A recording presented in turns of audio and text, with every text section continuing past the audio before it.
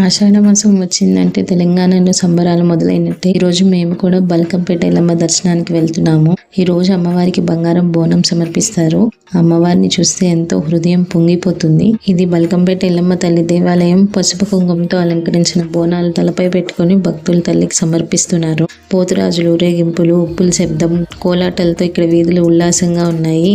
ఈ రోజు అమ్మవారిని చాలా అద్భుతంగా అలంకరిస్తారు. చూడటానికి రెండు కళ్ళు సరిపోవు, ఎంతో రమణీయంగా ఉంటారు అమ్మవారు. అసలు బల్కంపేట ఎల్లమ్మ తల్లికి ఎందుకు అంత ప్రాముఖ్యత, ఆమె చరిత్ర ఏంటో తెలుసుకుందామా? ఈ ప్రాంతంలో ఒక రైతు తన పొలంలో బావిని తవ్వుతూ ఉండగా అమ్మవారి ఆకృతితో ఉన్న బండరాయి అడ్డొచ్చి భక్తితో ఆ విగ్రహాన్ని బావి గట్టుకు చేర్చాలని ఎంతో ప్రయత్నించే సాధ్యం కాలేదు. ఇంకా ఆ రైతు ఇది తన ఒక్కడితో అయ్యే పని కాదని ఊరికెళ్లి జనాన్ని తీసుకొచ్చాడు. అందరూ కలిసి ప్రయత్నించినా కూడా అమ్మవారి విగ్రహానికి కదపడం ఎవరి వల్ల కాలేదు. బావిలోనే ఉండి పూజలు అందుకొని అమ్మవారి అభిష్టం అనుకొని ఊరి ప్రజలు తన నిశ్చయాన్ని వచ్చారు.